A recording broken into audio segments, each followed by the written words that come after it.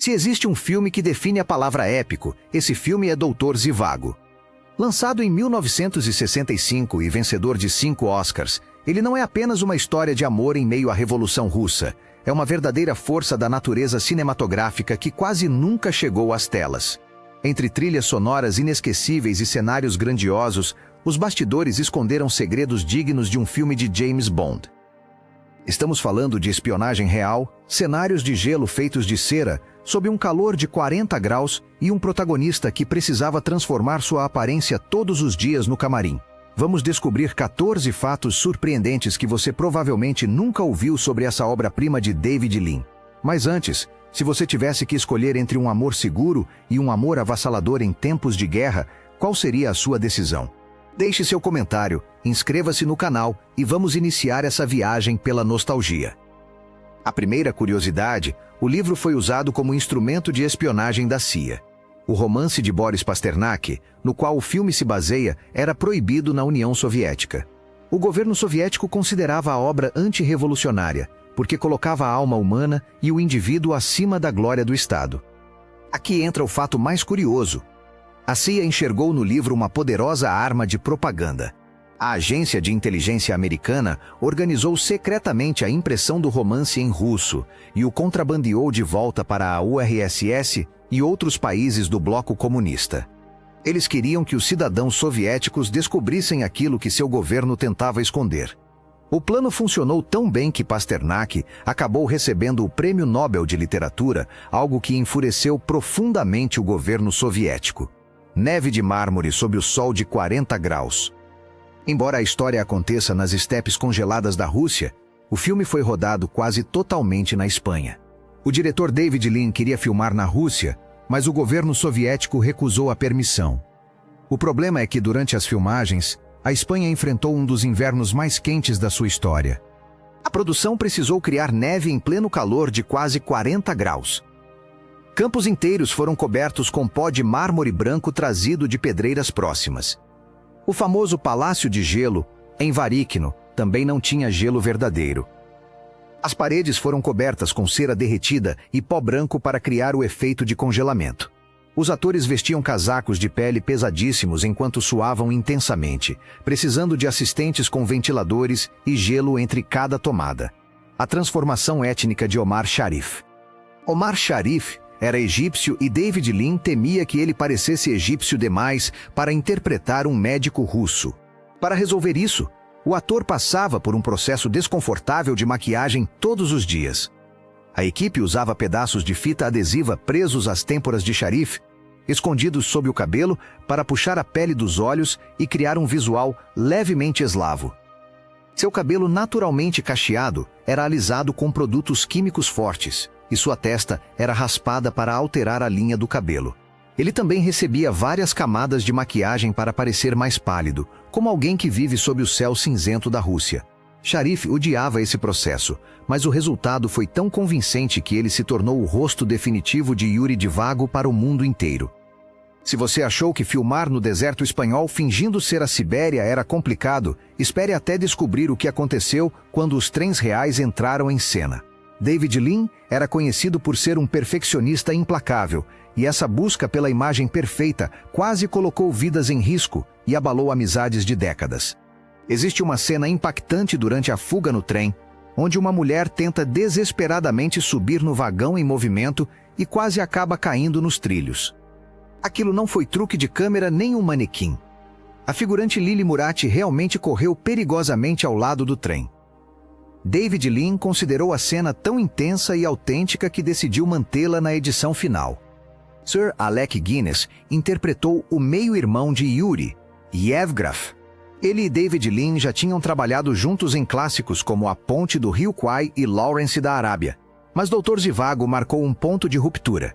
Guinness sentia que Lean estava se tornando cada vez mais frio e mais interessado na paisagem do que na atuação.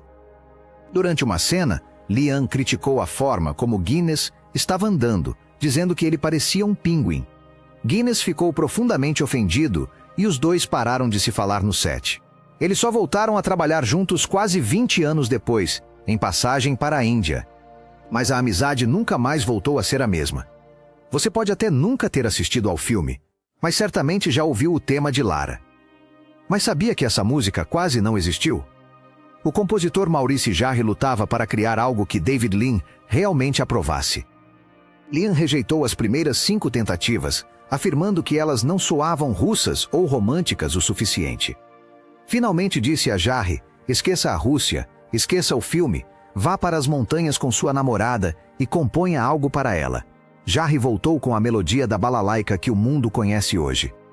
A música foi um sucesso gigantesco. Jarre ganhou o Oscar e a balalaika, um instrumento tradicional russo de 3 cordas, teve um aumento repentino de vendas em vários países. Como não podiam filmar na Rússia, a produção construiu uma réplica gigantesca de Moscou em um subúrbio de Madrid chamado Canilas. O cenário tinha mais de 10 acres, incluindo uma rua de 800 metros com trilhos de bonde reais, réplicas do Kremlin e lojas com vitrines detalhadas. Moradores locais acordavam e encontravam bandeiras soviéticas e slogans comunistas espalhados por toda parte.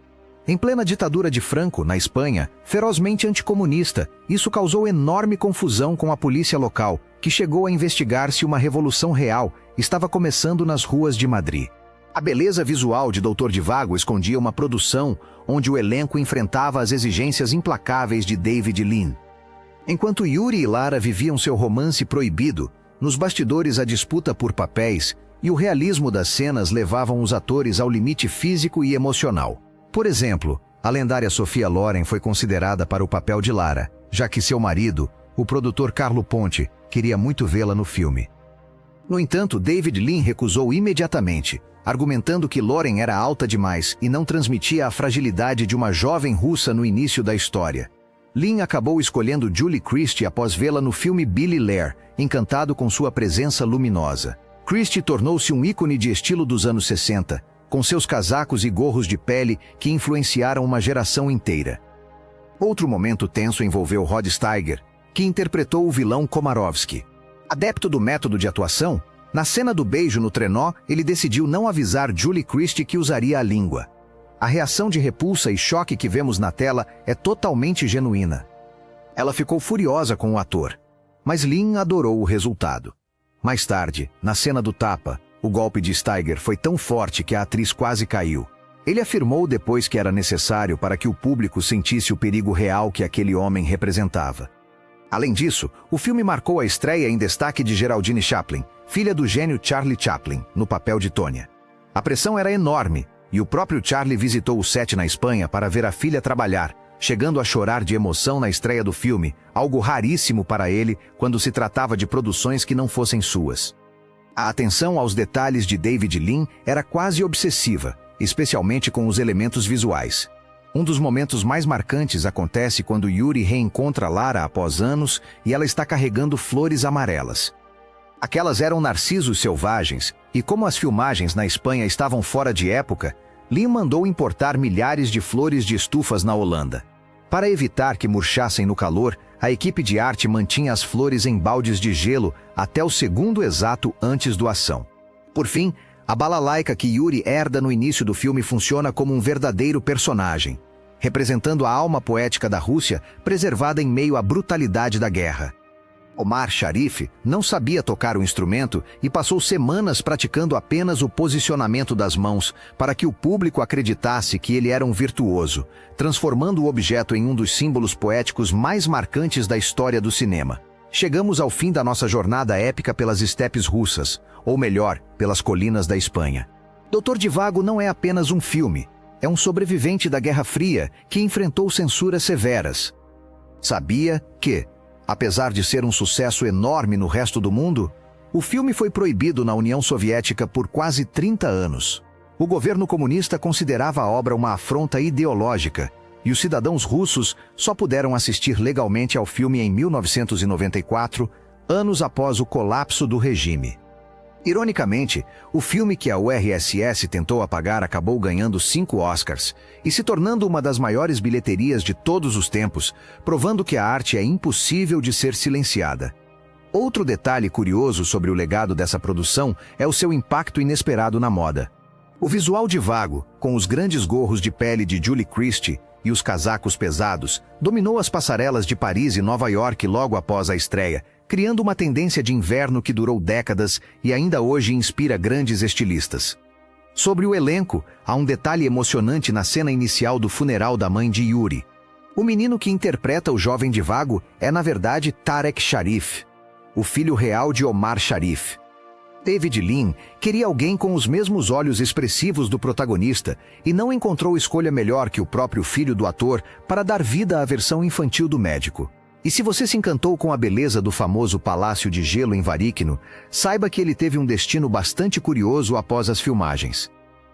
Como o gelo era feito de espessas camadas de cera de abelha e parafina derretida para resistir ao sol espanhol, os moradores da região onde o cenário foi construído acabaram reaproveitando o material.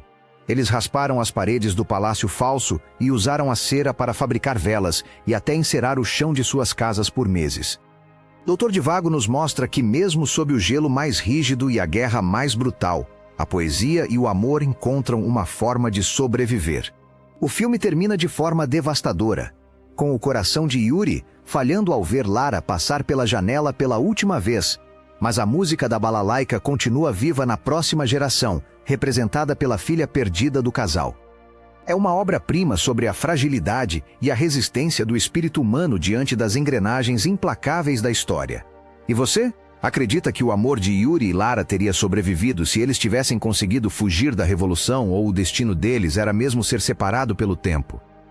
Deixe seu comentário com a sua teoria sobre esse final e compartilhe sua cena favorita.